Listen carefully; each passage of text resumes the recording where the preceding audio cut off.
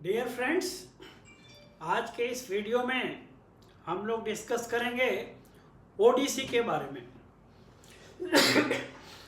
ओडीसी का मीनिंग है over dimensional consignment, जिसको हम हिंदी में बोलते हैं अति आयामी प्रेषण। ओवर मीन्स अति, डायमेंशनल आयामी कंसाइनमेंट को बोलते हैं प्रेषण।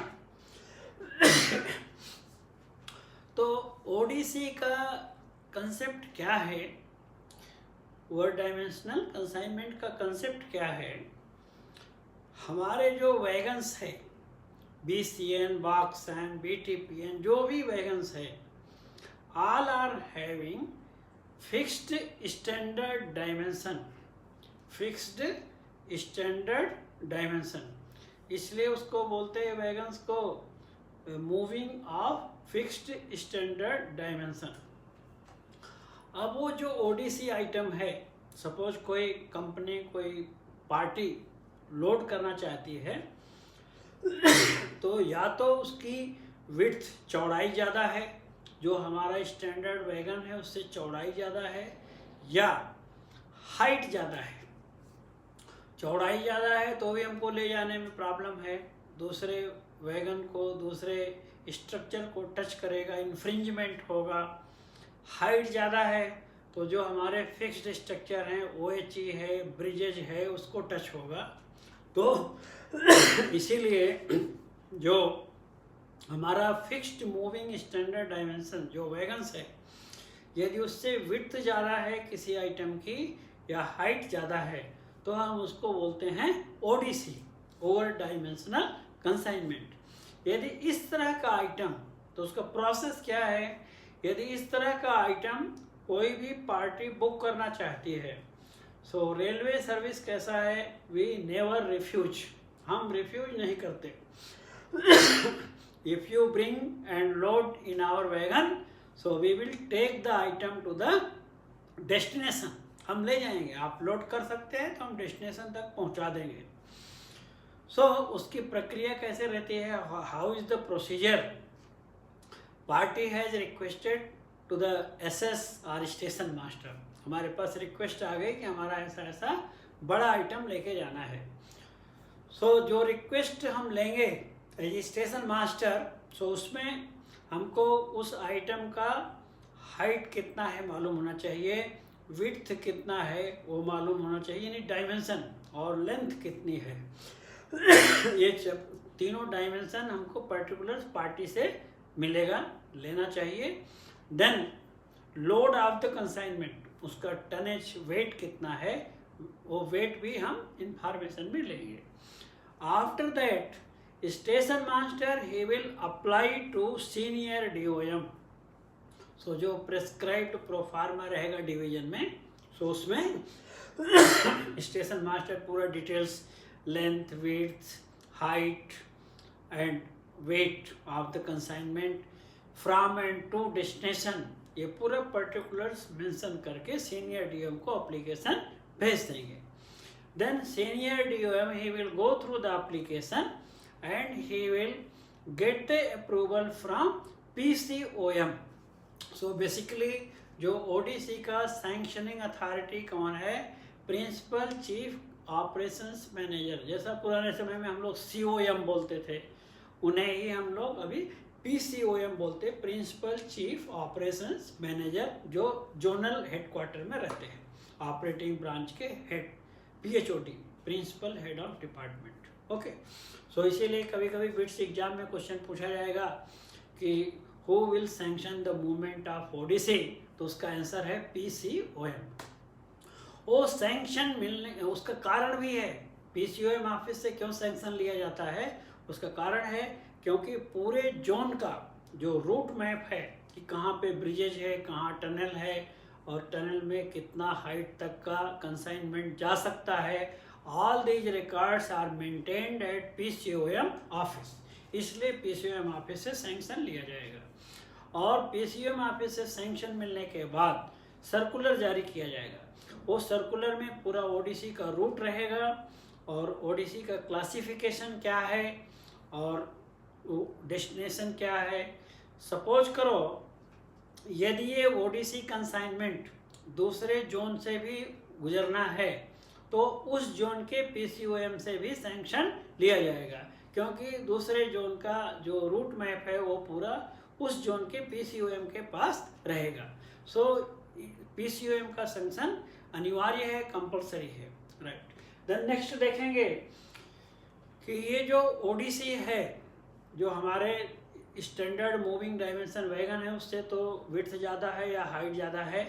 सो उसका क्लासिफिकेशन क्या है, तो क्लासिफिकेशन के लिए हमने टेबल बना रखा है।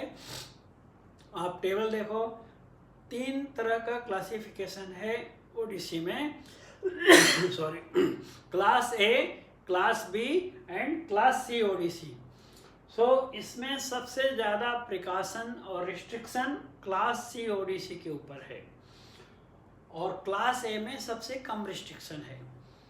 तो आप देखिए इसमें class A ODC first column दिया हुआ है A B C, second column है क्लियरेंस का, नेट क्लियरेंस और ग्रास क्लियरेंस। तो नेट क्लियरेंस और ग्रास क्लियरेंस में क्या अंतर है वो भी आपको बता देंगे। नेट क्लियरेंस का मीनिंग है जब वैगन चल के जा रहा है, सपोज करो जब वैगन चल के जा रहा है तो उस समय क्या होता है, ऊपर की ओर थोड़ा बाउंसिंग हो सकती है या राइट लेफ्ट हॉरिजॉन्टल उसका जो मूवमेंट हो सकता है, ऑसिलेशन हो सकता है। जब कोई भी वैगन या कोई भी लोड रेलवे ट्रैक पे चलेगा तो चलते समय थोड़ा दाएं बाएं या ऊपर नीचे 2-4 इंच मूव कर सकता है। तो उसी को ध्यान में रख के नेट क्लियरेंस निकाला जाएगा, कैलकुलेट किया जाएगा कि मान लो किसी टनल के अंदर ये वैगन चल के जा रहा है तो चारों तरफ हमको कितना क्लियरेंस मिलेगा इसके जंप करने के बावजूद, और उसी को बोलते हैं नेट क्लियरेंस। सो क्लास ए का है 6 इंच एंड एबव, यानी 6 इंच या इससे ज़्यादा का क्लियरेंस रहेगा क्लास ए ओडीसी का। काफ़ी गैप रहेगा जब वैगन चल के जा रहा है। और बगल में कॉलम में लिखा है ग्रास क्लियरेंस, यानी वैगन जब रुका हुआ है तो उसमें बाउंसिंग नहीं है, उस समय ऊपर नीचे दाएं बाएं उसको बाउंसिंग नहीं है, तो उस समय 9 इंच या उससे ज़्यादा का गैप रहेगा, तो है क्लास ए ओडीसी।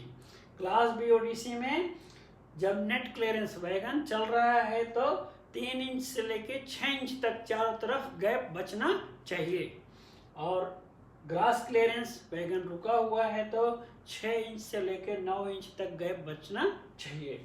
और class C ODC less than 3 इंच, वेरी वेरी डेंजरस। जब ये वैगन चल के जा रहा है, इसको आप इमेजिन करिए कि जब वैगन चल के जा रहा है तो किसी टनल के भीतर, तो उसमें चारों तरफ गैप ऐसा हो सकता है कि कभी कभी 1 इंच 2 इंच के गैप में हम चलाएंगे, यानी 3 इंच से कम गैप बचता है। इसी से इमेजिन कर सकते हैं कितना रिस्की है इस वैगन को, इस ओडीसी को चलाना।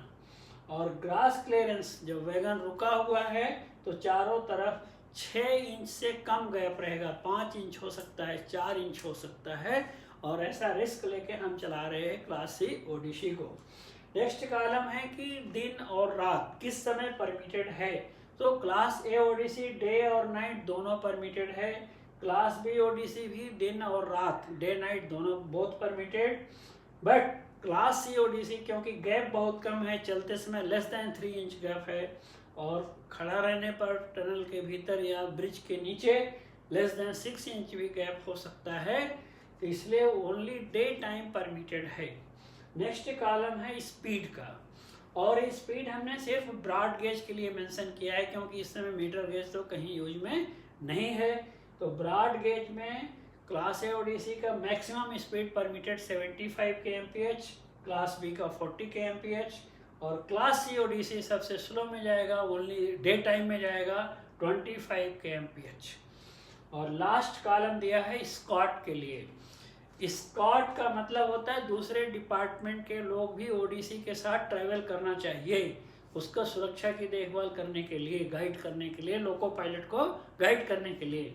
तो ये जो स्कॉट है क्लास ए ओडीसी में अनिवार्य नहीं है, नॉट कंपल्सरी, लेकिन सपोज करो एज ए प्रिकॉशनरी मेजर हमारा ऑफिसर्स डिसाइड कर सकते हैं एक्स्ट्रा गार्ड भेजने को या कोई भी स्टाफ भेजने के लिए डिसाइड कर सकते हैं, रूल के हिसाब से कंपलसरी नहीं है।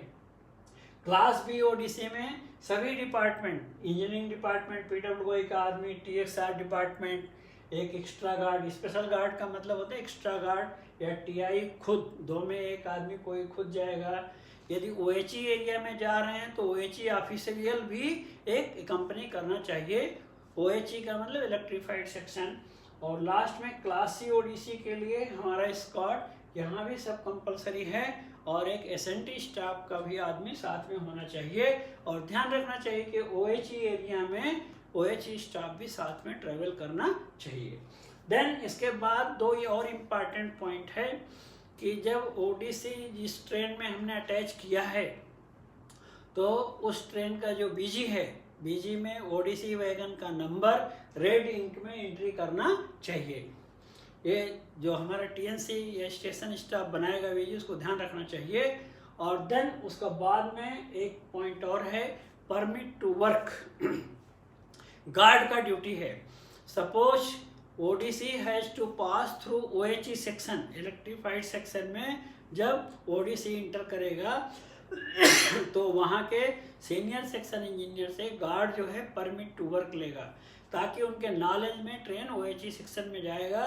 And electrical department they will take precaution as per the requirement. Without permit to work हमें नहीं जाना चाहिए। एक और बात है, ओएचई एरिया में जब ओडीसी जा रहा है तो OHE staff they will measure, वो लोग इंश्योर कर लेते हैं कि मिनिमम जो लाइव वायर है, स्ट्रक्चर है, उससे 390 मिलीमीटर यानी 39 सेंटीमीटर का गैप मेंटेन होना चाहिए ओएचई पास होते समय। यदि 390 मिलीमीटर से गैप कम है और 340 मिलीमीटर गैप तक परमिटेड है, उससे कम रहेगा तो नॉट परमिट करेंगे, दूसरे रूट से लेके जाएंगे।